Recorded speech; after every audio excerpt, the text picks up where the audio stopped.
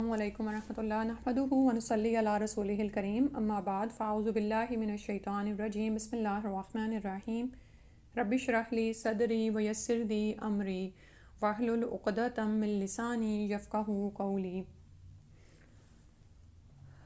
آیت نمبر 28 سورہ الکہف۔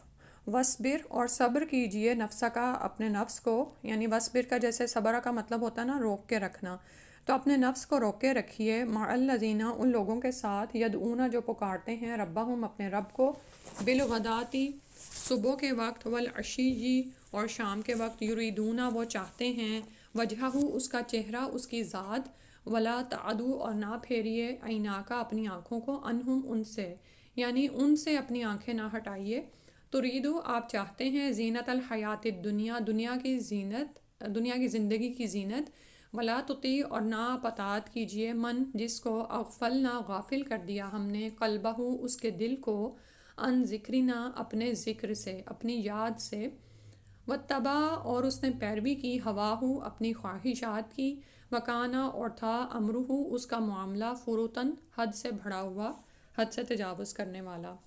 تو یہاں پر رسول اللہ صلی اللہ علیہ وسلم کو اب کیا پیغام دیا جا رہا ہے، اور وہی ہم سب کے لیے بھی ہے۔ پہلے جیسے بتایا پچھلی آیت میں کہ لا مبدل لکلماتی، اللہ تعالیٰ کے کلمات کو کوئی بدلنے والا نہیں، کوئی ایمان لاتا ہے تو اس کو اسی وحی کو، اسی حق کو ماننا پڑے گا، یہ وحی لوگوں کی خواہشات کے مطابق تبدیل نہیں کی جائے گی، ٹھیک ہے۔ اور اس میں آپ یہ پس منظر دیکھ لیں کہ جو لوگ نبی صلی اللہ علیہ وسلم پر ایمان لائے وہ غریب غربا ہی تھے، کیونکہ یوزلی آپ نے جیسے ہم نے مختلف اقوام کے حال پڑھے تو ایلیٹ کلاس ہی اپنے یعنی باتوں پر ڈٹی رہتی ہے اور اسلام قبول کرنے سے انکاری ہوتی ہے، ٹھیک ہے۔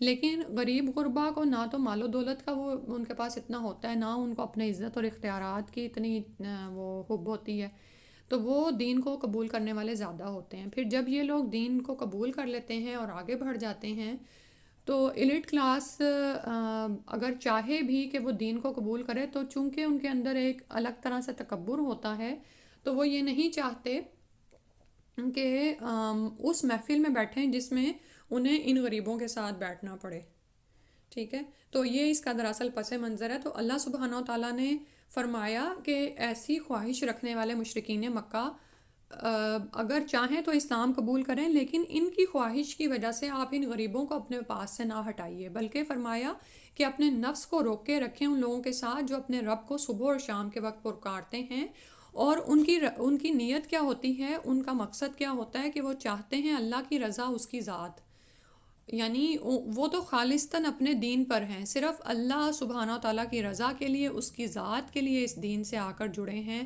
ان کو کوئی اور طلب نہیں ہے۔ تو پھر ایسے لوگوں کے ساتھ ہی آپ رہیے، اور یہ وہ لوگ ہیں جو صبح و شام اللہ کا ذکر کرتے ہیں۔ وَلَا تَعْدُ عَيْنَاكَ عَنْهُمْ، اور اپنی دونوں آنکھوں کو ان سے نہ پھیریے، ٹھیک ہے۔ تو یہ صبح و شام اللہ کے ذکر میں مشغول رہنے والے اور اللہ کی رضا چاہنے والے لوگ کچھ روایات کے مطابق کون کون ہیں، مثلاً سیدنا بلال بن رباح ہیں، سیدنا صہیب رومی ہیں، سیدنا خباب بن الارت ہیں، سیدنا عبداللہ بن مسعود اور سیدنا عمار بن یاسر رضی اللہ عنہم ہیں۔ یہ سب کے سب غریب طبقہ سے تعلق رکھتے تھے، اور ان میں سے اکثر سرداران قریش کے غلام یا آزاد کردہ غلام تھے، اور یہ اکثر آپ صلی اللہ علیہ وسلم کی صحبت میں رہا کرتے تھے۔ تو یہ جو امیر لوگ تھے جس میں مثلاً قریشی سردار عیینہ بن بدر ہیں، اقرا بن حابس وغیرہ ہیں، یہ آپ صلی اللہ علیہ وسلم سے کہا کرتے تھے کہ یہ ہر وقت یہ رذیل قسم کے لوگ آپ کے پاس بیٹھے ہوئے ہوتے ہیں، تو ان کی موجودگی میں ہم کیسے آپ کے ساتھ بیٹھیں۔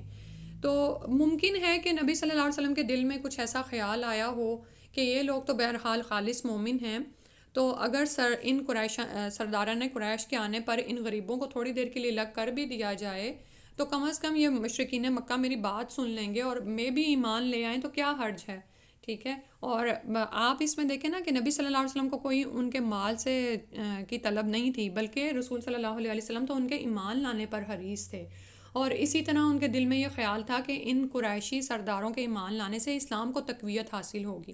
لیکن اللہ تعالیٰ نے بروقت ہدایت فرما دی کہ ایسا خیال بھی دل میں نہ لائیے، بلکہ اپنا دل انہی غریب اور مسلم مخلص مومنوں کے ساتھ وابستہ رکھیے، یہی لوگ قیمتی سرمایہ ہیں۔ اور قریشی سرداروں کے مطالبے اور ان کی ٹھاٹ باٹ کی طرف مت دیکھیں، وَلَا تَعْدُ عَيْنَاكَ عَنْهُمْ، آپ کیا کریں کہ ان غریبوں سے نظریں نہ پھیریں، ٹھیک ہے. ترید زینت الحیات الدنیا، آپ دنیا کی زندگی کی زینت چاہتے ہیں. اور یہاں پر دراصل نبی صلی اللہ علیہ وسلم دنیا کی زینت نہیں چاہتے تھے، لیکن یہ دراصل ہمیں بتایا جا رہا ہے کہ جب ہمارا ایسی صورتحال ہو کہ ہمارے سامنے کچھ ایسے لوگ ہوں جن میں سے غریب غربا ہماری بات سن رہے ہوں، اور اس کے ساتھ ساتھ کچھ امیر لوگ ہوں جن سے ہمارے کچھ ذاتی مفادات وابستہ ہوں، لیکن وہ ہماری بات سننے کو تیار نہ ہوں، تو اس وقت ہمارے ایمان کا بھی امتحان ہو جاتا ہے. ٹھیک ہے، کہ کیا ہم دنیاوی مفادات کو لینے کے لیے اپنے دین میں کچھ کمپرومائز کر لیتے ہیں، کچھ چینجز لے آتے ہیں. یعنی کیا مطلب ہوا، یعنی ڈپلومیٹ ہو جاتے ہیں، یا یہ کہ منافق ہو جاتے ہیں، اس کی طرف نکل جاتے ہیں. اور اس کے پیچھے بھی وجہ کیا ہوتی ہے؟ ترید زینت الحیات الدنیا، کہ دنیا کی زندگی کی زینت کو چاہنے کے لیے. تو پھر اس کے بعد فرمایا نبی صلی اللہ علیہ وسلم کو کہ ولا تطیع من اغفلنا قلبہ عن ذکرنا، یعنی ان لوگوں کا حال تو یہ ہے کہ ان کے دل کو ہم نے غافل کر دیا. آپ یعنی اللہ تعالیٰ نے ان کے دلوں کو غافل کر دیا اپنے ذکر سے، آپ ان کی پیروی نہ کیجیے. ٹھیک ہے، یعنی اب وہ ہدایت کی طرف نہیں آتے، ان میں اللہ کا کوئی خیال نہیں ہے. اور یہ دراصل ان کا تکبر ظاہر ہو رہا نا، یہ تکبر ہی ہے دراصل جو کہ انسان کو حق کو قبول کرنے نہیں دیتا. ٹھیک ہے، اور تکبر دراصل ہوتا کیا ہے کہ انسان حق کا انکار کر دے اور لوگوں کو خود سے حقیر جانے، جیسے یہاں پر ہمیں نظر آ رہا ہے. ٹھیک ہے، تکبر میں دو چیزیں آتی ہیں، غمت الناس و بطر الحق، کہ حق کو یعنی حق کو نہ ماننا، اس کا انکار کر دینا، اور لوگوں کو کمتر سمجھنا، ان کو حقیر گرداننا. اور یہاں پر ہمیں یہ دونوں چیزیں نظر آ رہی ہیں. اللہ سبحانہ تعالیٰ اس سے ہمیں محفوظ فرمائے. پھر فرمایا وَاتَّبَعَ هَوَاهُ، اور اس نے پیروی کی اپنی خواہشات کی. ٹھیک ہے، تو کوئی بھی ایسا شخص جس کے دل میں اللہ کی یاد نہیں ہے، ظاہری طور پر بھی آپ کو اس کا پتہ چل رہا ہے، اور اس کے ساتھ ساتھ آپ کو پتہ چلتا ہے کہ وہ اپنی خواہشات کی پیروی میں پڑا ہوا ہے، دین کے احکامات کا واضح طور پر انکار کرتا ہے، تو ایسے لوگوں کی پیروی نہیں کرنی.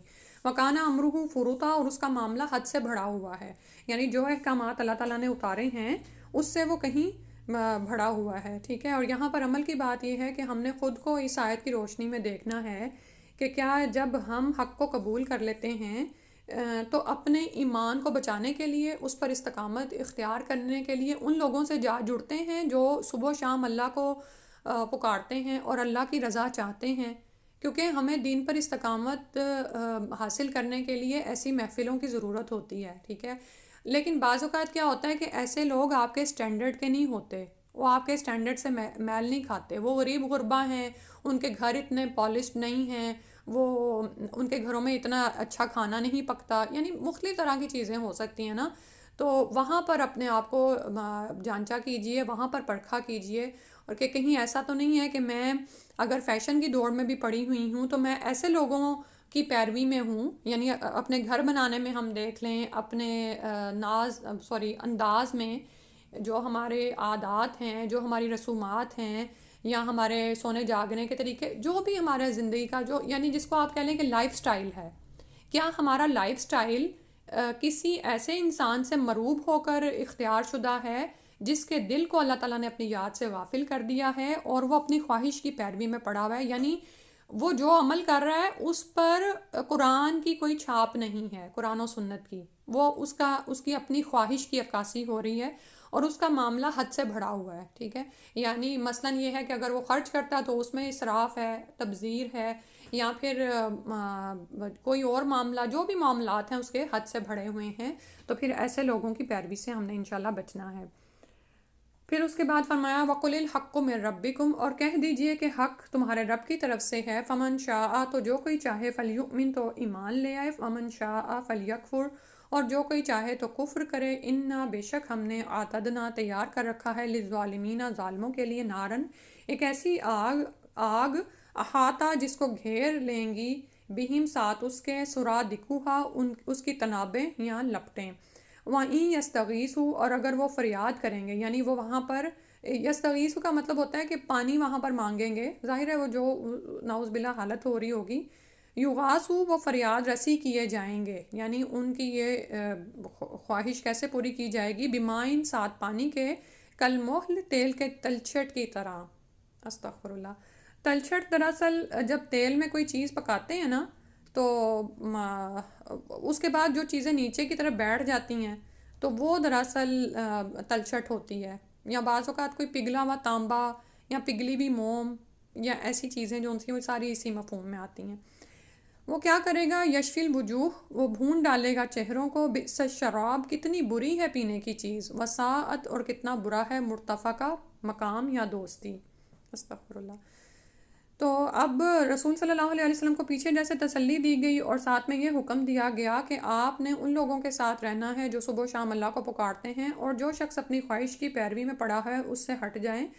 تو فرمایا کہ حق تو اللہ کی طرف سے ہے، تیرے رب کی طرف سے اترا ہے، اور اس کو کوئی جھٹلانے والا نہیں ہے، اس کو کوئی بدلنے والا نہیں ہے. فمن شاہ، جو کوئی چاہے تو وہ ایمان لے آئے. کس پر؟ اسی حق پر ایمان لائے گا. اور جو کوئی چاہے تو کفر کرے. یہی تو اختیار کی آزادی ہے جو انسان کو اس دنیا میں دی گئی ہے. ٹھیک ہے، لوگوں کی خواہش کے مطابق دین کو ان کی مرضی کا بنا کر پلیٹ میں نہیں پیش کیا جائے گا. ٹھیک ہے، اگر وہ چاہتے ہیں، ہدایت کی طلب ہے ان کے اندر، تو وہ اسی حق کو قبول کریں گے، اور اگر وہ نہیں چاہتے تو وہ اپنے اسی کفر پر قائم رہیں. اور پھر جو کفر پر قائم رہے گا اس کے لیے فرمایا کہ ایسے ظالم لوگ، یعنی یہاں پر اس کو ظلم کیوں کہا؟ کیونکہ بے شک شرک جو ہے وہ بہت بڑا ظلم ہے، اور اللہ کی نام ماننا، حق کو قبول نہ کرنا، اور یہ دراصل اللہ تعالیٰ کے حق میں کمی ہے جو انسان نعوذ باللہ کرتا ہے. تو ایسے ظالموں کے لیے اللہ تعالیٰ نے ایک ایسی آگ تیار کر رکھی ہے جس کو کناتوں نے گھیر رکھا ہے. کنات جس کو آپ کہہ سکتے ہیں کہ ٹینٹس، ٹھیک ہے، یا کوئی بھی کسی بھی جگہ پر ڈیوائیڈر لگائے جاتے ہیں نا، پارٹیشن. تو اس میں آپ یہ دیکھیں کہ کیا ہوتا ہے، ایک کھلا سا کمرہ ہوتا ہے، لیکن جب آپ اس میں ڈیوائیڈر لگا دیں تو وہ ایک تنگ سی جگہ بن جاتی ہے. تو نعوذ باللہ اس کی ایک وجہ کیا ہوگی کہ یہ احاطہ اس لیے کیا جائے گا تاکہ جو اندر کی حرارت ہے نا اس میں مزید اضافہ ہی ہو، وہ باہر نہ جائے. استغفر اللہ. یعنی ایک تو آگ ہے، اور وہ پھر یہ کہ وہ کناتوں کی صورت میں ان کو گھیرے ہوئے ہے. یعنی وہ 4 دیواری ہے جس کے اندر وہ ہیں، اور وہ باہر سے نہ تو کوئی ٹھنڈک آنے والی ہے، یعنی ایک ہی ٹمپریچر پر وہ وہاں پر نعوذ باللہ اس سزا میں پڑے رہیں گے. اور اسی طرح پھر آگے جو فرمایا نا کہ جب وہ فریاد رسی کریں گے، یعنی چاہیں گے کہ ان کو پانی پلایا جائے اس شدید آگ میں، تو ان کو ایسا پانی پلایا جائے گا جو کہ تلچھٹ کی طرح ہوگا. ٹھیک ہے، یہ تلچھٹ میں لاوا بھی آ سکتا ہے جو زمین کے اندر شدت حرارت سے پگھلی ہوئی چیز ہوتی ہے نا، یعنی کسی بھی دھات کو پگھلایا جائے تو اس کا جو ملغوبہ سا بن جاتا ہے نا نیچے، وہ تلچھٹ کہلاتا ہے. ٹھیک ہے، جو یہاں پر مہل آیا ہے لفظ. اور اس کو جیسے آپ اس طرح سمجھ سکتے ہیں، جب آپ گھر میں فرائنگ کرتے ہیں تو بہت ساری چیزیں آئل میں نیچے بیٹھ جاتی ہیں. ٹھیک ہے، کہ اگر آپ آئل کو چھان لیں تو وہ پھر وہ نیچے ہی رہتی ہیں، اور اگر آپ اس کو گرم ہاتھ لگائیں یا وہ آپ کے ہاتھ کے اوپر گر جائے تو آبلہ بھی فوراً ہی پڑ جاتا ہے. یا اسی طرح میں یہ اس پہ جب میں پڑھ رہی تھی تو میں سوچ رہی تھی کہ اگر کبھی آپ نے سونے کی یا چاندی کی چوڑی پہنی ہو نا ہاتھ میں، تو جس طرح سے یہ دھاتیں گرم ہوتی ہیں نا، ایسی دوسری چیزیں نہیں گرم ہوتی. استغفر اللہ. ٹھیک ہے، یعنی ایک تو تپش ہے جو ان کے اندر ہی سرایت کر جاتی ہے، اور پھر یہ اگر پگھلی حالت میں ہو. بچپن میں کبھی ہم، اگر آپ اتنے پرانے ہیں تو ہم کیا کرتے تھے، موم بتی جلاتے تھے نا جب لائٹ جاتی تھی، تو استغفر اللہ کبھی موم غلطی سے بھی ہاتھ پہ گر جاتی تھی تو کیا کیفیت ہوتی تھی. تو یہ پینے کے لیے ان کو دیا جائے گا. یشفی الوجوہ، تو ظاہر ہے وہ منہ کو لگتے ہی منہ کو بھون ڈالے گا. تو کتنا برا ہے پینے کا ڈرنک، اور کتنی بری ہے جو آرام گاہ ہے جہاں پر ان کو رکھا جائے گا. اللہ اکبر. اور یہاں پر آپ یہ دیکھیں کہ اللہ تعالیٰ کے رسول صلی اللہ علیہ وسلم کو شروع میں ہی کہہ دیا گیا وَقُلِ الْحَقُّ مِن رَبِّكُمْ، حق تمہارے رب کی طرف سے ہے. جب آپ اس دین کو لے کے دوسروں تک جائیں گے تو یہ ہوگا. اپنے ہی مسلمان اس حق کے بارے میں بہت سارے شکوک و شبہات میں آپ کو مبتلا کریں گے، اور جیسے یہاں پر تو عام آپ کے بچوں کے ساتھ بھی یہ ہوتا ہے نا. ٹھیک ہے، اور اسی طرح عورتوں کے بارے میں بہت سارے احکامات کو توڑ مڑوڑ کر پیش کیا جاتا ہے، اور اس کے بارے میں شکوک و شبہات نکالے جاتے ہیں، اور عورتوں کو نعوذ باللہ اکسایا جاتا ہے کہ بھئی دیکھو وراثت میں تمہارا کیا حصہ ہے. اسی طرح مردوں کی 4 شادیوں کے بارے میں، یعنی بہت سی ایسی چیزیں ہیں. اور اسی طرح مردوں کو بھی ورغلانے کے لیے بہت سے شکوک و شبہات ڈالے جاتے ہیں. تو اس وقت یہ سوچا کریں کہ یہ حق جو ہے نا یہ میرے رب کی طرف سے ہے. اور کسی سے اگر بحث مباحثہ بھی کریں تو اس کو کہیں کہ یہ جو بات میں تمہیں بتا رہی ہوں نا، پیش کر رہی ہوں، یہ میری نہیں ہے، یہ میرے اور تمہارے رب کی ہے. اور رب کا تھوڑا سا تعارف بھی شروع میں دیا کریں. اس سے کیا ہوتا ہے کہ لوگوں کے اندر اللہ کی عظمت اور اہمیت اجاگر ہوتی ہے. ٹھیک ہے، ہم اللہ تعالیٰ کو کی ہم نے قدر ہی نہیں کی. وہ جو آتا ہے نا مما قدر اللہ حق کا قدری ہی، ہم اللہ کی قدر ہی نہیں کرتے ہیں. ہم اس قرآن کو ورت ہی نہیں کرتے. کہیں کسی بعض اوقات تو ایسے ہوتا ہے یعنی کہ مسلم لوگوں میں کہ قرآن کہتے قرآن کی بات نہ کرو، اسلام کی بات نہ کرو. بھئی کیسے مسلمان ہو تم جو قرآن کو ہی بیچ میں نہیں لاتے؟ یعنی تم اس کو ورت ہی نہیں دیتے ہو. تو جب بھی کسی جگہ پر ایسا مجادلہ ہونے لگے یا آپ کو لگے کہ لوگ آپ کو گھیر رہے ہیں کسی بات میں، تو اپنی بات نہیں کرنی. آپ کا نالج اتنا ساؤنڈ ہونا چاہیے، آپ کی تیاری اتنی اچھی ہونی چاہیے کہ پہلے اللہ کا تعارف دیں. اور اس میں کوئی ایسی مشکل کی بات نہیں ہے. جب اللہ سے محبت ہو جاتی ہے نا تو اللہ تعالیٰ اپنا تعارف ہمیں سکھا دیتے ہیں. وہ رب جس نے سب کچھ پیدا کیا اور اس کے مقابل صرف پیدا کرنے میں دیکھ لیں کہ کوئی ایک تنکا بھی نہیں پیدا کر سکتا. ٹھیک ہے، تو اب وہ رب جو حکم دے گا وہ بہتر ہیں یا یہ جو تم ریسرچز کر کر کے بناتے ہو حکم، اور وہ ساری دنیا کے لیے ہوتے بھی نہیں، سارے زمانوں کے لیے ہوتے بھی نہیں. وہ کچھ عرصے چلتے ہیں، اس کے بعد وہ ناکام ہوتے ہیں، اور اگلے زمانوں میں تو ویسے ہی ان کو پرانی باتیں کہہ کے ختم کر دیا جاتا ہے. ٹھیک ہے، تو سب سے پہلے اللہ سبحانہ وتعالیٰ کی قدرت اور عظمت کا تعارف دیں لوگوں کو. اور اس کے لیے آپ کو کچھ یعنی کہ بات ہی آپ نے اللہ کے کلام سے شروع کرنی ہے. ٹھیک ہے، اور اگر اب تو الحمدللہ ڈیوائس ہمارے ہاتھ میں ہوتی ہے، کہیں سے بھی قرآن کو آپ جو ہے تلاوت کر دیں یا چلا دیں، یعنی جہاں سے آپ کو اللہ تعالیٰ کا تعارف آپ پیش کر سکیں. پھر اس کے بارے میں کوئی دلیل جو آپ کو آتی ہے، جس بات کے بارے میں بحث ہو رہی ہے، وہ کوئی دلیل دے دیں. تو اور پھر بھی اگر نہیں کوئی ماننے والا تو اس پہ پریشان نہ ہوں. فمن شاء فلیؤمن ومن شاء فلیکفر، اپنا کام پورا کر دیں اور اس کے بعد معاملہ اس دوسرے بندے پر چھوڑ دیں. ٹھیک ہے، کیونکہ اللہ تعالیٰ نے فرما دیا ہے ظالموں کے لیے تو اتنی بڑی سزا ہے. ہم نے تو اپنا کام کرنا ہے، جو نہیں مانے گا وہ وہاں پر یہ سب کچھ پالے گا. پھر اس کے بعد فرمایا اس کے برعکس وہ لوگ ان الذین آمنوا، بے شک وہ لوگ آمنوا جو ایمان لائے، وعملوا الصالحات اور انہوں نے نیک اعمال کیے. انا بے شک ہم لا نضیع نہیں ضائع کریں گے ہم اجر من احسن عملا، جو اچھے کام کرتا ہو. اب یہاں پر بھی عمل کے ساتھ احسن کی شرط لگا دی گئی. ٹھیک ہے، جیسے سورہ تبارک میں بھی یہی آتا ہے نا. تو احسن عمل کیا ہوتا ہے؟ ابھی جو اوپر آیا نا کہ وہ اپنے رب کا چہرہ چاہتے ہیں. ٹھیک ہے، جن کے ساتھ جڑنے کا حکم دیا گیا ہے نا، تو احسن عمل کرنے والے اپنے ہر کام میں نیت کو اللہ کے لیے خالص رکھتے ہیں. میں اپنے رب کے لیے کر رہی ہوں، مجھے کسی سے کوئی اجرت نہیں چاہیے. ابھی جو بات ہو رہی تھی نا کہ کسی جگہ پر ایسا معاملہ پیش آ جائے کہ آپ کو کسی سے بحث کرنی پڑ جائے، تو وہاں پر بھی دوسروں کو ہرانے کا خیال نہیں دل میں لانا. ان کی خیر خواہی ہی دل میں ہو کہ یا اللہ تو ان کو ہدایت دینے والا ہے، اور مجھے اتنی توفیق دے دے کہ میں اپنی بات کو برحق ان تک پہنچا دوں. ٹھیک ہے، مسئلہ پتہ کہاں پر ہوتا ہے؟ جب ہم لوگوں کے ساتھ جھگڑے میں پڑ جاتے ہیں. ہم ان کی خیر نہیں چاہ رہے ہوتے، ہم اپنی پروجیکشن چاہ رہے ہوتے ہیں. ہم چاہ رہے ہوتے ہیں کہ ہم ان کو نیچا دکھا دیں. ٹھیک ہے، تو یہ کوئی بھی عمل، کوئی بھی دعوت جو اپنی پروجیکشن کے لیے ہوتی ہے نا، وہ احسن عمل نہیں ہوتا. خواہ بظاہر دیکھنے میں اس میں پریزنٹیشن میں آپ نے کتنی ہی تیاری کی ہو، کتنے ہی آپ نے کمپیوٹر شیٹس بنائی ہوں، بہت خوبصورت طریقے سے پاور پوائنٹ پہ چلائی ہوں، لیکن اگر اس میں آپ کی پروجیکشن ہے، آپ اپنی شخصیت پرستی چاہتے ہیں، تو وہ احسن عمل نہیں ہے. تو اللہ تعالیٰ نے فرمایا کہ وہ لوگ جو ایمان لائے اور عمل صالح کیے، اللہ تعالیٰ ہرگز ان کے اجر کو ضائع نہیں کریں گے، وہ جو احسن عمل ہوگا. ٹھیک ہے، اور دوسرا یہ کہ مسنون ہو، سنت طریقے سے ہو، اللہ کے رسول صلی اللہ علیہ وسلم نے جس طرح سے حکمت سے کام لیا اس طریقے کے مطابق ہو. اولئک یہی وہ لوگ ہیں، لہم ان کے لیے جنات و باغات ہیں، عدن بہتی ہمیشہ کے، تجری بہتی ہیں، من تحتہم الانہار ان کے نیچے سے نہریں. یحلون وہ پہنائے جائیں گے، فیہا اس میں، من اساورا کنگنوں میں سے، من ذہب سونے کے، ویلبسون اور وہ پہنیں گے، ثیابن لباس، خضرن سبز، من سندس باریک ریشم سے، و استبرق اور دبیز یعنی موٹے ریشم کے، متقین وہ تکیہ لگائے ہوئے ہوں گے، فیہا اس میں، علی الارائک اوپر ارائکہ کے یعنی اونچی مسندوں کے، نعمت ثوابو کتنا اچھا بدلہ ہے، وحسنت مرتفقہ اور کتنا اچھا ہے مقام اور دوستی. سبحان اللہ، قرآن کا انداز دیکھیں کہ دونوں کا انجام بتا دیا کہ یہ وہ لوگ ہیں جو ایمان اور عمل صالح کرنے والے ہیں، ان کے لیے ایسے ہمیشگی کے باغات ہیں جن کے نیچے سے نہریں بہتی ہیں. ٹھیک ہے، کبھی ختم نہ ہونے والے، کبھی پرانے نہ ہونے والے. اس میں یہ اور یہاں پر مرد بھی جو بھی سب کو کیا ہے کہ سجایا جائے گا. یحلون ہلیا جو ہے یعنی ان کو آراستہ کیا جائے گا، زیور پہنایا جائے گا. وہ کس چیز کا؟ سونے کا. اور اب یہ ظاہر ہے کہ ہمارے ذہن میں اب یہ خیال نہ آئے کہ وہ کوئی عورتوں کی طرح ان کو سجایا جا رہا ہے. یہ یاد رکھیں کہ جنت کی جو بھی نعمتیں ہیں، جیسے پھل ہیں، پھلوں کے نام صرف وہ ناموں میں مشابہت رکھتے ہو سکتے ہیں. ٹھیک ہے. اب جیسے اب یہاں پر ارائکہ آیا نا، چارپائی یوزلی ہم اس کا ترجمہ کرتے ہیں.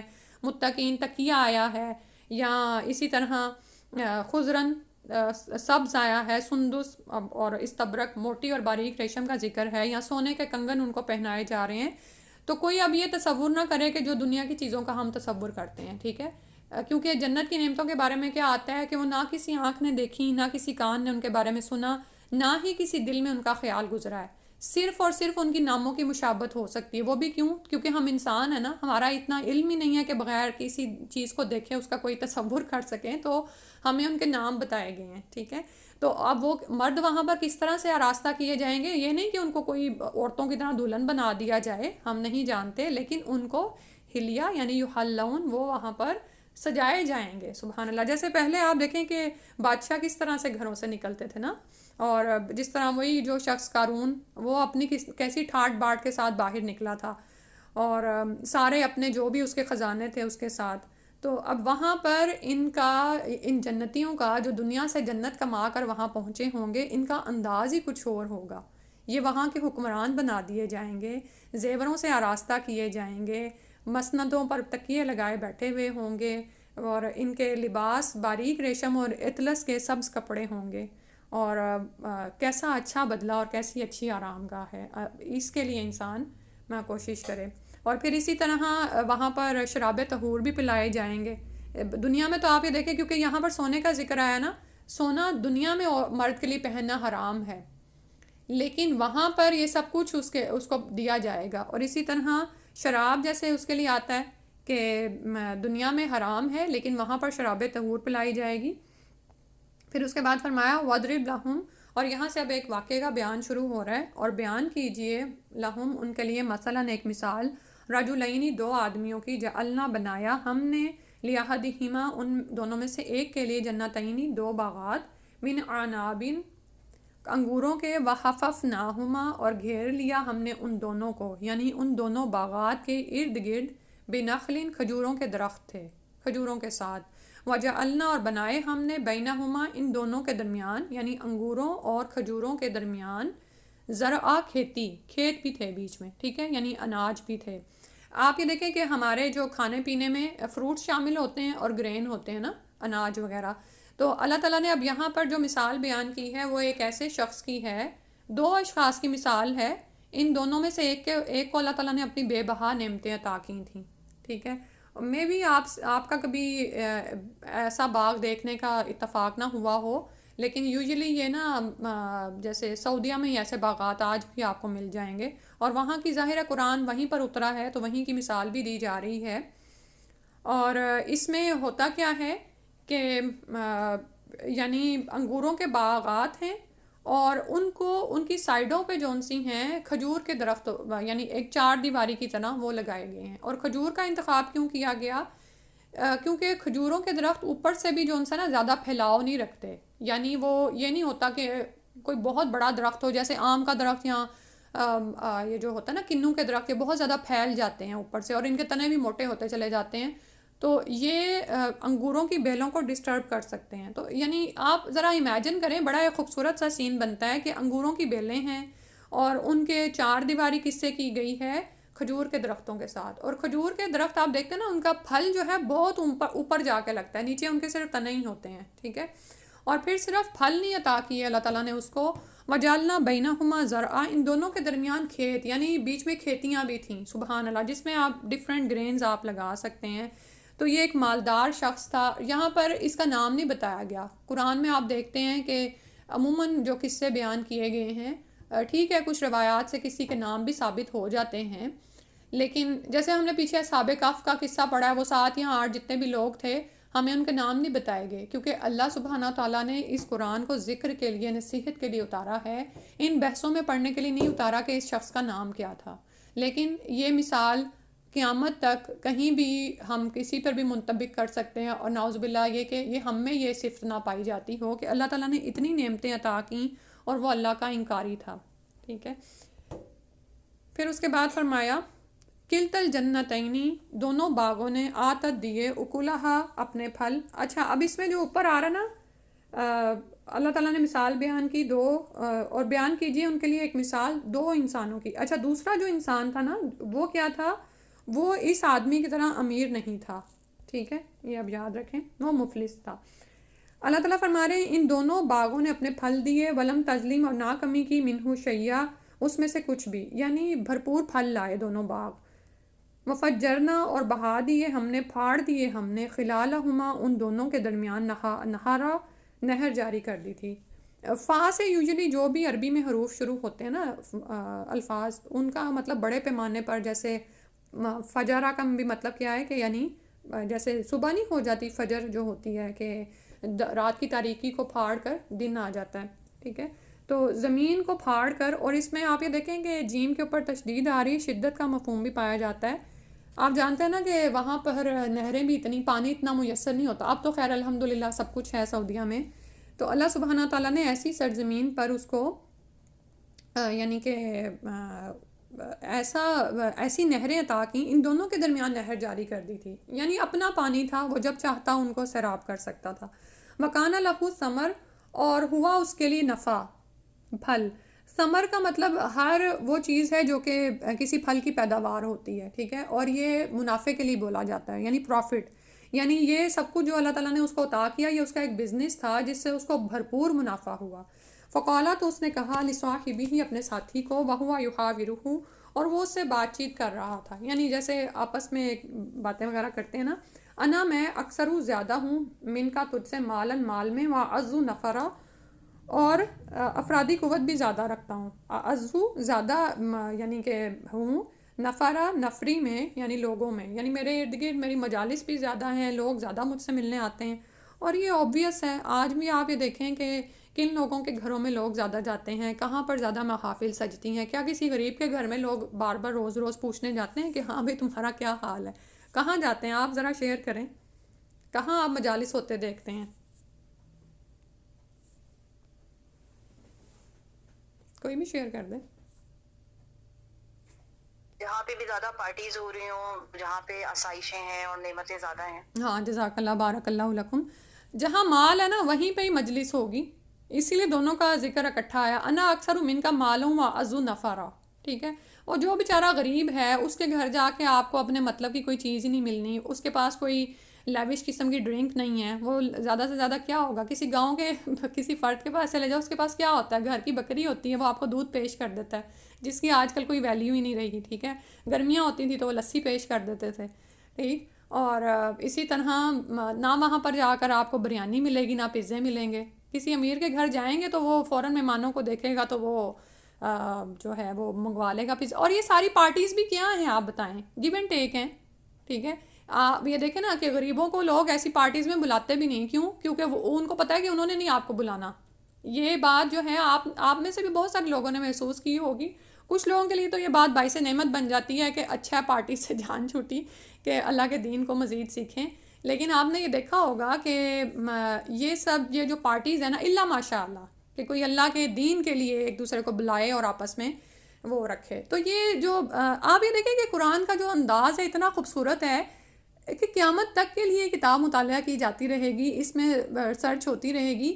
اور اللہ تعالیٰ جانتے ہیں آج بھی یہی صورتحال ہے. جس کے پاس مال ہے نا اسی کے پاس جتھا ہے، اسی کے پاس نفری ہے، یہاں پر اولاد بھی ہو سکتی ہے. ٹھیک ہے، اور یہ سب کچھ جو ان سے آپ کو ایک ہی جگہ پر اکٹھا اسی لیے نظر آتا ہے.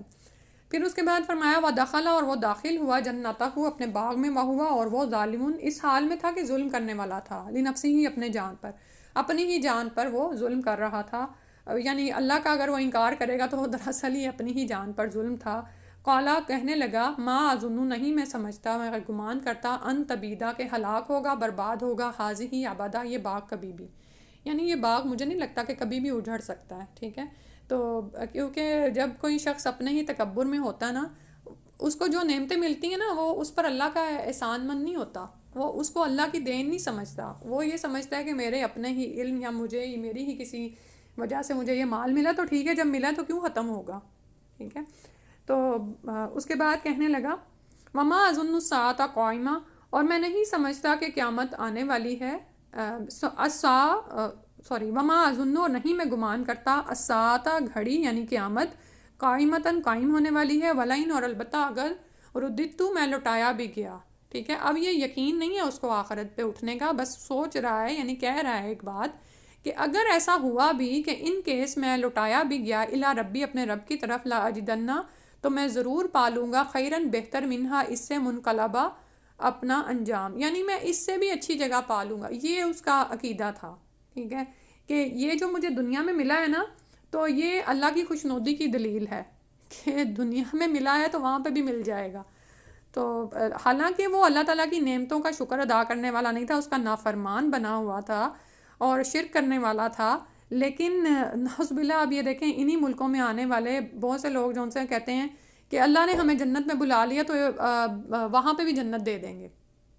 اللہ یعنی کہ اللہ سبحانہ تعالیٰ ایسی آزمائش میں سے بچائے کہ انسان کو نعمتیں ملیں اور وہ اس کو سمجھ ہی نہ آئے کہ یہ اللہ کی طرف سے ایک مہلت ہے اور اس پر اس سے پوچھ بھی ہونی ہے. ہم جو آسائشوں میں بیٹھے ہوئے ہیں، ہم جو نعمتوں میں پل رہے ہیں، اور پھر بھی ہم لوگ ناشکری کرتے ہیں. کوئی ایک بھی کلمہ ناشکری اگر آپ کی زبان پر یا بچوں کی زبان پر آئے تو فوراً اس کی پکڑ کیا کیجئے اور فوراً احساس کیا کیجئے کہ ہم اس قابل ہیں کہ نعوذ باللہ ہم یعنی کہ کسی ایک بات پر یا کسی چھوٹی سی مصیبت پر کے پہنچنے پر ناشکری کرنا شروع کر دیں اور بھول جائیں وہ سب کچھ جو اللہ نے ہمیں عطا کیا ہے. اور پھر اس پہ وہی ضروری ہے نا کہ ہم ان لوگوں کے ساتھ جڑ جائیں جو صبح و شام اللہ کو پکارتے ہیں، اور ان لوگوں کو مت بھولیں جو ہم سے برعکس آزمائش میں پڑے ہوئے ہیں. ٹھیک ہے. جن کے پاس کچھ بھی نہیں ہے، نہ ٹھکانہ ہے، نہ کھانے کو کچھ ہے، نہ پانی ہے، نہ آسائشیں ہیں، نہ صاف ستھری جگہیں ہیں. ایون یہ کہ واش رومز تک اویلیبل نہیں ہیں. دنیا میں ایسے کتنے ہی خطے ہیں یعنی کہ ضرورت پوری کرنے کے لیے ان کے پاس جگہ نہیں ہیں. تو یہاں پر اس کا بھی حال کیا تھا کہ اللہ نے اس کو نعمتیں دی نہیں تھی اور وہ بھول گیا تھا کہ مجھے اللہ کی طرف واپس بھی لوٹنا ہے، بلکہ الٹا کیا کہہ رہا تھا کہ ان کیس اگر قیامت قائم بھی ہوئی تو میں اپنے رب کے پاس اس سے بھی اچھا پالوں گا. قالا اس کے ساتھی نے کہا، اب یہ اس سے باتیں کر رہا تھا نا اپنے دوست سے، لہو اس کو صاحبہ اس کے ساتھی نے، وہوا یحاورہ اور وہ اس سے بات کر رہا تھا، اکفرتا کیا تو انکار کرتا ہے، بالذی ساتھ اس کا، خلقک جس نے پیدا کیا تجھ کو، من تراب مٹی سے، ثم پھر من نطفے سے، ثم پھر سواک بنایا تجھ کو، رجلاً ایک مرد اور شخص. اب یہ جو انسان ہے نا عقل مند انسان ہے اور ایمان والا ہے. ٹھیک ہے. اب اس نے اس کی شیخی کا جواب یہ نہیں کہہ کے دیا کہ اچھا میرے پاس بھی یہ کچھ ہے، یا کوئی ایسی ڈینگیں نہیں ماری اس نے. ٹھیک ہے. اور وہ اپنی اس حالت پر شرمندہ بھی نہیں ہے. جیسے ابھی میں نے بتایا نا کہ اگر وہ مالدار ہے نا جس کو اللہ نے 2 باغ دیے، تو یہ غریب ہے، مفلس شخص ہے، اللہ نے اس کو اتنا عطا نہیں کیا ہوا، لیکن ایمان کی دولت سے مالا مال ہے. اور یہاں پر ہمیں ان دونوں کرداروں میں نا 2 چیزیں نظر آ رہی ہیں. اوپر والا شخص جس کو مال ملا ہے وہ احساس برتری میں مبتلا ہے. ٹھیک ہے. کہ میں بہت بڑا ہوں، میرے پاس بہت کچھ ہے. ایک ہوتا ہے کہ آپ کے پاس کچھ بھی نہ ہونا تو آپ احساس کمتری میں مبتلا ہو جاتے ہیں اور پھر آپ ہر وقت دوسروں کو ہی دیکھتے رہتے ہیں اور حسد میں پڑے رہتے ہیں اور اپنے کاموں سے بھی جاتے ہیں.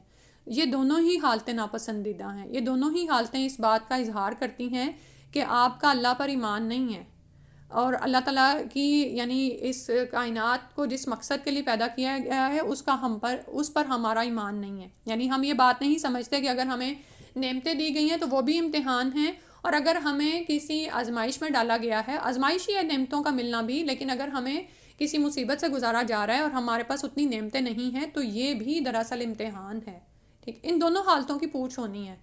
تو جو شخص ایمان لا کر اس بات کو سمجھ لیتا ہے تو وہ کبھی بھی احساس برتری میں مبتلا نہیں ہوتا، وہ کبھی بھی احساس کمتری میں مبتلا نہیں ہوتا، وہ کبھی بھی ایسی محفل میں جہاں پر بہت ٹھاٹ باٹ ہو، بہت آسائشیں ہوں، وہاں پر ایسی نعمتیں ہوں جو اس نے اپنی زندگی میں کبھی دیکھی نہ ہو، بڑا عالیشان محل ہو، وہ کبھی بھی ایسی جگہوں پر جا کر مروب نہیں ہوتا. ٹھیک ہے. آپ اب اصحاب کہف کے پہلے یعنی سورہ کہف کے پہلے واقعے کو یاد کر لینا، اس میں بھی یہی ہوا تھا. وہ ایلیٹ کلاس جو تھی، اب انہوں نے اپنے جب ایمان کا اظہار کیا نا تو ان کے پاس کچھ نہیں ہے، ایمان لے آئے ہیں تو وہ اب مجرم ٹھہرے ہیں معاشرے کی نظروں میں، اور یعنی اب ان کا کوئی اسٹیٹس نہیں ہے، کوئی ان کے پاس مال نہیں ہے، انہیں پتہ ہے کہ انہیں سنسار کر دیا جائے گا یا پھر یہ کہ وہ پرانے مذہب پر واپس چلے جائیں، لیکن اس کے باوجود بھی ایمان کی طاقت جو انہیں ملی تھی تو انہوں نے دربار میں کہہ دیا تھا کہ ہم اللہ پر ایمان لے آئے ہیں، ٹھیک ہے۔ اب یہاں پر اس کا بھی وہی صورتحال ہے، یہ اس سے گھبرایا نہیں ہے، ٹھیک ہے، تمہارے پاس مال ہوں گے تو ہوں گے، مجھے کیا، اسے مال ہوگا یا باغات ہیں تو ہوں گے، بلکہ اس کو فوراً اس نے سمجھایا، اور سمجھانے کا انداز بھی بہت خوبصورت ہے کہ اس کو اس کی تخلیق کی طرف لوٹایا ہے، اور یہ بات تو اوبویس تھی، اس کو کہنے لگا کہ کیا تو اس ہستی کا انکار کرتا ہے کہ جس نے تجھے پیدا کیا مٹی سے، یعنی تو بھول گیا اپنی پیدائش کو اور جھگڑالو بن گیا اور اس وقت میرے ساتھ بحثیں کر رہا ہے کہ تو مٹی سے پیدا ہوا ہے، اور پھر اسی مٹی سے تیرا نطفہ اٹھایا گیا، اور پھر تو ایک پورا انسان بن گیا، اور آج یہ تو اس حال میں ہے کہ تو اللہ کا انکار کر رہا ہے۔ یعنی جیسے ابھی میں نے بتایا نا کہ اگر اللہ تعالیٰ، جیسے اگر آپ کسی مجلس میں ہیں اور آپ اللہ تعالیٰ کی قدرت کو ظاہر کرنا چاہتے ہیں تو اللہ تعالیٰ کی قدرت میں اس کی جو تخلیق ہے نا، اس کا جو خالق ہونا ہے نا، اس کا ہی اظہار کر دیں۔ تو یہاں پر اس نے وہی کیا ہے کہ ویسے تو یہ جو شرک کرنے والا ہے اللہ تعالیٰ کی بہت سی صفات کا انکار کر رہا ہے، اللہ تعالیٰ کو یعنی کہ اس کا شکر گزار نہیں ہے، لیکن اس کو کہنے لگا کہ تو اللہ تعالیٰ کے خالق ہونے کا انکار کر رہا ہے، اور کہ وہی ہمارا خالق ہے، وہی مالک ہے، ہم اسی کے پاس لوٹنے والے ہیں، اور تیرے اندر اتنا تکبر ہے کہ کیسے تم بات کر رہے ہو، اور تم بھول گئے کہ تم کیسے پیدا ہوئے ہو۔ اور پھر کہنے لگا لیکن، اب یہاں پر جو ہے لیکن اور انا کے معنوں میں ہے، لیکن اگر آپ اس کا صرف ترجمہ لیکن بھی کر لیں یعنی لیکن بھی کر لیں تو بھی ٹھیک ہے، ٹھیک ہے، کیونکہ رسم عثمانی جو خط نبی صلی اللہ علیہ وسلم نے لکھوایا تھا نا، مگر میں، یعنی لیکن اور انا، مگر میں یعنی رہا میں، میری کیا بات ہے، هو اللہ ربی، میں تو توحید پر ہوں، وہ اللہ میرا رب ہے، ولا اشرکو، اور نہیں میں شریک ٹھہراتا، بھی ربی اپنے رب کے ساتھ احدن کسی ایک کو، یعنی میں تو توحید پر قائم ہوں، میں ایمان لے آیا ہوں، اور یعنی اس کو بھی اسی چیز کی طرف بلا رہا تھا، ولولا، اور کیوں نہیں، اس دخلتا، جب تو داخل ہوا جنتا کا، اپنے باغ میں، کلتا، کہا تو نے، ماشاء اللہ، نہیں مگر وہی جو یعنی جو اللہ چاہے، سوری، ماشاء اللہ، جو اللہ چاہے، لا قوت الا باللہ، کوئی طاقت نہیں مگر ساتھ اللہ کے، ان ترانی، اگر تو دیکھتا ہے، انا مجھے، اقلا، کم تر، یعنی قلیل تر، من کا، اپنے سے، مالن، مال میں، وولدہ، اور اولاد میں، یعنی اگر تو یہ سمجھتا ہے کہ میرے پاس زیادہ مال نہیں ہے، زیادہ اولاد نہیں ہے، میں تجھ سے کمتر ہوں نعمتوں کے حوالے سے، تو وہ کہنے لگا کہ تمہیں کیا کہنا چاہیے تھا جب تم اپنے باغ میں داخل ہوئے کہ جو اللہ نے چاہا وہ کیا، یعنی یہ تو اللہ سبحانہ و تعالیٰ کی دین ہے کہ اس نے مجھے اتنی نعمتیں عطا کیں، اور کچھ بھی عطا نہیں ہو سکتا جب تک کہ اللہ نہ چاہے، لا قوت الا باللہ، ٹھیک ہے، یعنی وہ اس کو سمجھانے کی یہ کوشش کر رہا ہے کہ ساری نعمتوں کا اور ساری مصیبتوں کا کیا اختیار جو ہے اللہ سبحانہ و تعالیٰ کے پاس ہے، وہ ہمارے سارے نفع و نقصانات کا اختیار رکھتا ہے، وہی مالک ہے، اس کی مشیت کے بغیر ہماری تدبیریں کچھ کام نہیں آ سکتی، ٹھیک ہے، اور نہ ہی کوئی ہماری مدد کر سکتا ہے۔ تو تمہیں بھی یہی کرنا چاہیے تھا کہ جب تم باغ میں داخل ہوتے تو تم کہتے ماشاء اللہ، لا قوت الا باللہ۔ پھر اس کے بعد یعنی اس کو سمجھانے کی کوشش کر رہا ہے کہ بجائے تم یہ کہ اللہ کا شکر ادا کرتے، تم اپنی برتری مجھ پر جتا رہے ہو، ٹھیک ہے، اور پھر کہنے لگا فَعَسَىٰ، تو قریب ہے کہ ربی میرا رب، ان کے یعنی دے مجھ کو، خیرن بہتر، من جنتی کا، تیرے باغ سے، وَيُرْسِلَ، اور بھیج دے، علیہا اس پر، حسبانن، ایک آفت یا عذاب، من السمائی، آسمان سے، فَتُصْبِحَ، تو وہ ہو جائے، سعیدن، میدان، زلقہ، صاف، یعنی ایسا چٹیل میدان ہو جائے کہ جس پر کچھ بھی نہ اگ سکے۔ اب اس کو یہ سمجھانے کا ہی انداز ہے کہ دیکھو تم نے اللہ کے ساتھ شرک کیا ہے، اس کو، اور اس نے کس چیز کو شرک بنایا تھا یہاں پر، مال کو، مال کی محبت میں مبتلا تھا۔ ابھی جیسے ہم نے اوپر پڑھا نا کہ رسول صلی اللہ علیہ وسلم کو کہا گیا کہ اس شخص کی پیروی نہ کریں جو اپنی خواہش کی پیروی کرتا ہے، ٹھیک ہے، تو اور یہاں پر کیا نظر آ رہا ہے کہ یہ شخص اپنے مال کے غرور اور اس کے تکبر میں مبتلا تھا، ٹھیک ہے، یعنی مال کو شریک ٹھہرا رہا تھا اللہ کے ساتھ۔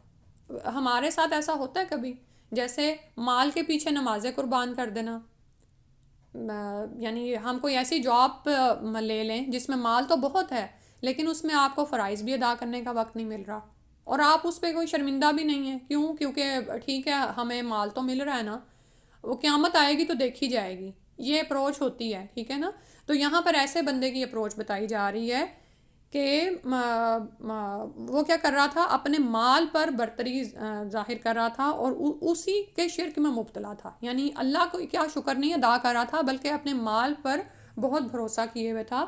تو اب یہ شخص اس کو سمجھا رہا ہے کہ ہو سکتا ہے کہ میرا رب مجھے تجھ سے بہتر مال عطا کر دے، یہ تو اللہ تعالیٰ کے اختیار میں ہے، اور تمہارے باغ پر ایک ایسی آسمانی آفت بھیجے کہ یہ بالکل پلین صفا چٹ ہو جائے. جیسے ماربل کا فرش ہوتا ہے نا، تو اس پر آپ یہ دیکھیں کہ پانی ڈالو تو بالکل پانی بھی ڈالو نا، جیسے اس کے لیے نہریں جاری تھیں، تو وہ اور صفا چٹ ہو جاتا ہے، چکنا ہو جاتا ہے، اس پر کچھ نہیں اگتا. او یصبحا، یا ہو جائے ماؤہا، پانی اس کا غورن گہرا. یعنی دو ہی صورتیں ہو سکتی ہیں، ایک تو زمین ہی ایسی ہو جائے کہ کچھ نہ اگائے، اور دوسرا یہ کہ پانی چلا جائے کہیں. وہ پانی جو اللہ نے اپنی قدرت سے تمہارے لیے پھاڑا، اس کو اگر گہرا یعنی زمین کے اندر اتنا نیچا لے جائیں کہ تم اس کو واپس ہی نہ لا سکو. فلن تو نہیں تستطیع، تو استطاعت رکھتا لہو طلبا، اس کو نکالنے کی، یعنی طلب کرنے کی، واپس لانے کی. واحیطا، اور وہ گھیر لیا گیا، بثمرہ ہی، ساتھ اپنے پھل کے، فاصبح، تو ہو گیا، یقلبو، الٹ پلٹ کرنے، کفیہ، اپنی دونوں ہتھیلیاں، علی ما، اوپر اس کے، جو انفقا، اس نے خرچ کیا تھا، فیہا، اس میں، وہی خاویۃ، اور وہ گرا پڑا تھا، علی عروشہا، اپنی چھتوں پر، ویقول، اور وہ کہہ رہا تھا، یا لیتنی، اے کاش کہ میں، لم اشرک، نہ میں شریک ٹھہراتا، بربی، اپنے رب کے ساتھ، احدن، کسی ایک کو بھی. اور وہی ہوا جو اس شخص کے منہ سے نکلا تھا. اور آپ یہ دیکھیں کہ اللہ سبحانہ تعالیٰ کے جو ولی ہوتے ہیں نا، جو اللہ کے قریب ہوتے ہیں اور ایسے ایمان والے ہوتے ہیں، اللہ تعالیٰ ان کی باتوں کو وہ پورا کر دیتے ہیں. وہی جو بات جس بات سے اس نے اس کو ڈرایا تھا نا کہ توبہ کر لو اور اللہ کی طرف رجوع کرو، وہی ہوئی. اس کے باغوں کو گھیر لیا گیا پھلوں کے ساتھ ہی، تو وہ سب کچھ ختم ہو گیا. ٹھیک ہے.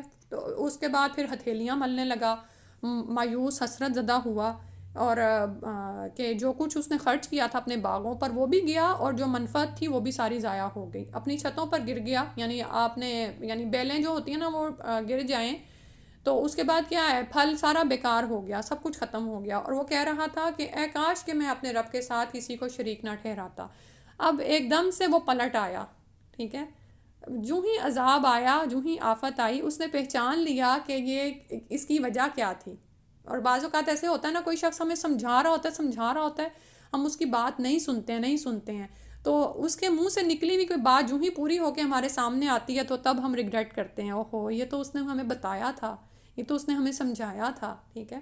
لیکن اس وقت ہم اپنی کرنی پہ آئے ہوتے ہیں، وہ کر گزرتے ہیں. اور یہاں پر یہی ہوا ہے کہ فوراً ہی اس کو احساس ہوا کہ اپنے رب کے ساتھ جو میں نے شریک ٹھہرایا تو اللہ تعالیٰ نے میری پکڑ کی ہے. تو اللہ تعالیٰ نے فرمایا وَلَمْ تَكُوا لَهُ فِيَةٌ، تو نہ تھی اس کے لیے کوئی جماعت، يَنْصُرُونَهُ، جو مدد کرتی اس کی، من دون اللہ، اللہ کے سوا. یعنی کوئی بھی ایسا نہیں تھا جو آ کے اس کی یعنی باغ کو بچا لیتا. سبحان اللہ. آپ یہ دیکھیں کہ جب اللہ کی طرف سے کوئی عذاب آتا ہے، جیسے اس وقت آپ سن رہے ہیں نا کہ ظالموں پر کیسے اللہ کا عذاب آیا ہے، تو اپنی ہی اس میں پڑ گئے ہیں مصیبت میں. تو میں کہہ رہی تھی دیکھو کہاں تو مسلمان کتنے پریشان تھے، لیکن اب اللہ تعالیٰ کی طرف سے جب ظالموں پر پکڑ آئی ہے تو الحمدللہ کہ کوئی پھر بچانے والا نہیں ہوتا. کون ہے جو اللہ تعالیٰ کی آفت کو لوٹا دے؟ ٹھیک ہے. چاہے پانی کی آفت ہو، چاہے آگ کی آفت ہو، چاہے کسی بھی چیز کی ہو، کون ہے جو اللہ کے سوا مدد کرے؟ وما کان منتصرا، اور نہ ہی وہ اپنی مدد کرنے والا تھا، بدلہ لینے والا بھی نہیں تھا. اللہ کو کون پکڑ سکتا ہے؟ اللہ تعالیٰ کے پیچھے کون جا سکتا ہے؟ یعنی اگر اللہ تعالیٰ کی طرف سے کوئی آفت آتی ہے تو اس سے کوئی انتقام لے سکتا ہے؟ نعوذ باللہ من ذالک. پھر فرمایا ہنالک الولایۃ للہ الحق، اب اسے معلوم ہوا کہ اسی جگہ پر، یعنی مدد تو کیا ہے، ولایت کیا ہے، للہ، صرف اللہ ہی کے لیے ہے، الحق ہی، برحق، ہوا خیرن، وہ بہتر ہے، ثواباً، بدلے کے اعتبار سے، وخیرن عقبیٰ، اور بہتر ہے انجام کے اعتبار سے. یعنی اب اس شخص کو معلوم ہوا کہ مکمل اختیار تو اللہ برحق کو ہے، وہی اچھا ثواب دینے والا اور اچھا یعنی بخیر انجام دکھانے والا ہے. اللہ سبحانہ تعالیٰ کے اختیارات کا اب اس کو علم ہوا. اب یہاں پر رک کے نا تلاوت انشاءاللہ سن لیتے ہیں تاکہ تھوڑا سا بریک بھی آ جائے، اور پھر دیکھیں گے کہ مزید ہم پڑھتے ہیں یا نہیں. ٹھیک ہے. ویسے تو جیسے آپ کو بتایا تھا نا، آپ نے سارا نہیں سنانا، ہم پارٹس میں اس کو سنائیں گے. ٹھیک ہے. تلاوت سن لیتے ہیں پہلے.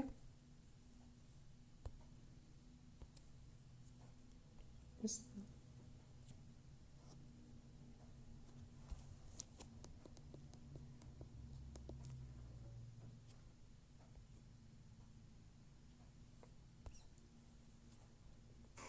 الله الرحمن الرحيم.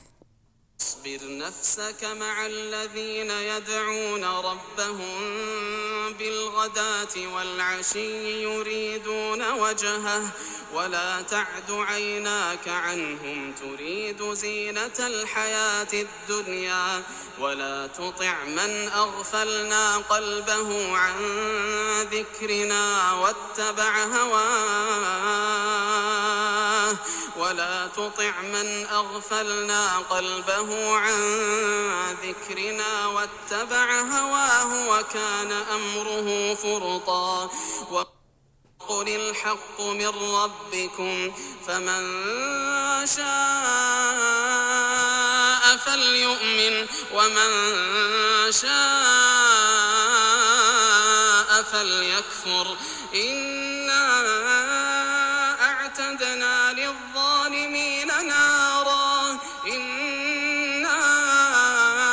أعتدنا للظالمين نارا أحاط بهم سرادقها وإن يستغيثوا يغاثوا بماء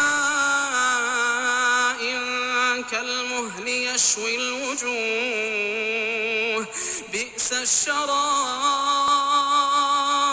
بئس الشراب وساءت مرتفقا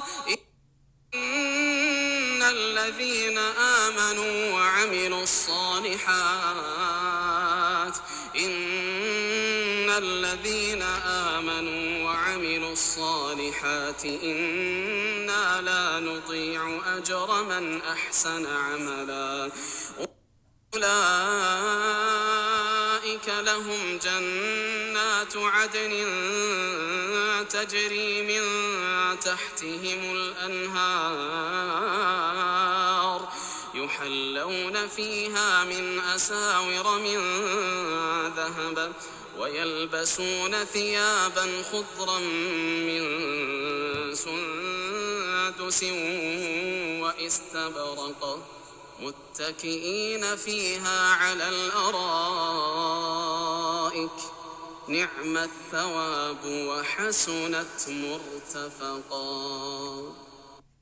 واضرب لهم مثل الرجلين جعلنا لأحدهما جنتين من أعناب وحففناهما بنخل وجعلنا بينهما زرعا كلتا الجنتين آتت أكلها ولم تظلم منه شيئا وفجرنا خلالهما نهرا وكان له ثمر فقال لصاحبه وهو يحاوره أنا أكثر منك مالا وأعز نفرا ودخل جنته وهو ظالم لنفسه قال ما أظن أن تبيد هذه أبدا وما أظن الساعة قائمة ولئن رددت إلى ربي لأجدن خيرا منها منقلبا قال له صاحبه وهو يحاوره أكفرت بالذي خلقك من تراب ثم من نطفة ثم سواك رجلا لكن هو الله ربي ولا أشرك بربي أحدا ولولا إذ دخلت جنتك قلت ما شاء الله لا قوة إلا بالله إن ترني أنا أقل منك مالا وولدا فعسى ربي أن يؤتيني خيرا من جنتك ويرسل عليها حسبانا من السماء فتصبح صعيدا زلقا أو يصبح ماؤها غورا فلن تستطيع له طلبا أحيط بثمره فأصبح يقلب كفيه على ما أنفق فيها وهي خاوية على عروشها ويقول يا ليتني لم أشرك بربي أحدا ولم تكن له فئة ينصرونه من دون الله وما كان منتصرا هنالك الولاية لله الحق هو خير ثوابا وخير عقبا. اچھا الحمدللہ میرا خیال ہے یہیں پہ ہی روک لیتے ہیں انشاءاللہ 2 ویکس میں یا لیسنس میں نا پورا 15 پارہ ہو جائیں گے. اچھا آپ میں نا 14 پارے تو الحمدللہ جس نے کر لی ہیں یہ بھی ساتھ ساتھ یاد رکھیں. اگر تو کسی نے لیٹ جوائن کیا ہوا ہے تو شروع کے پاروں کو بھی نا ساتھ ساتھ تھوڑا تھوڑا ٹارگٹ کرتے جائیں انشاءاللہ.